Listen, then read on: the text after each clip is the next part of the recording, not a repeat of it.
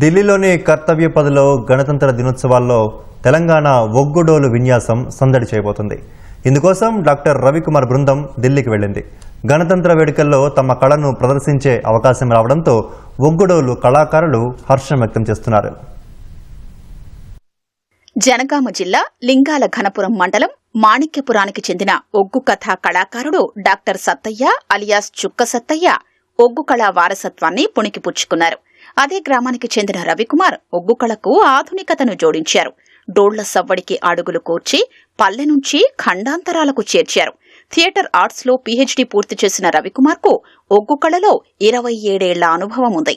కేంద్ర సాహిత్య అకాడమీ అందించే ఉస్తాద్ బిస్మిల్లా ఖాన్ యువ పురస్కారాన్ని ఆయన అందుకున్నారు.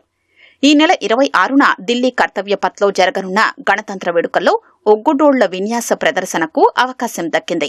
తన బృందంతో కలిసి రవికుమార్ ఢిల్లీకి వెళ్లారు. ఒగ్గుడోలు ప్రదర్శనకు అవకాశం రావడం అనేది యావత్ తెలంగాణ ఒగ్గులోకమే కాకుండా జానపద లోకం కూడా గర్వించదగ్గ విషయం.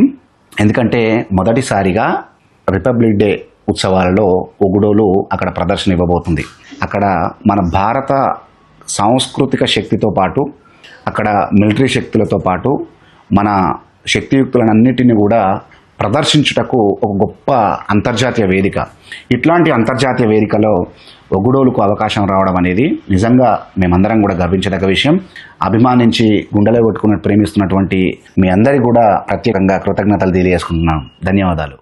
డాక్టర్ రవికుమార్ బృందం అనేక వేదికలపై 2000 సంవత్సరం నుంచి ప్రదర్శనలు ఇస్తోంది. గణతంత్ర వేడుకల్లో ఒగ్గుడోలు విన్యాసానికి అవకాశం రావడంపై రవికుమార్ బృందం ఆనందం వ్యక్తం చేస్తోంది. మొదటిసారిగా రిపబ్లిక్ డే సందర్భంగా ఢిల్లీలో అవకాశం దక్కింది.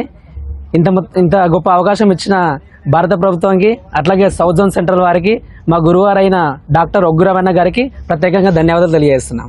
ఒక 3 సంవత్సరాల కిందట నేను పాలకుర్తి జనగామ జిల్లాలోని లక్ష్మీనారాయణపురం గ్రామంలో మా గురువు గారు అయినటువంటి ఒగ్గు రమణ గారు అక్కడ శిక్షణ పెడితే అక్కడ శిక్షణ పోయి నేర్చుకున్నాను. బ్రహ్మాండంగా నేర్పించాడు. ఇప్పుడు ఢిల్లీకి సెంట్రల్ గవర్నమెంట్ పిలుపు మేరకు గణతంత్ర దినోత్సవ సందర్భంగా మేము అక్కడ పెరేడ్ గ్రౌండ్ లో పర్ఫార్మెన్స్ చేయడానికి మమ్మల్ని అవకాశం ఇచ్చినందుకు మా గురువు గారికి అలాగే సెంట్రల్ గవర్నమెంట్ కు ప్రత్యేక ధన్యవాదాలు తెలియజేస్తున్నాను.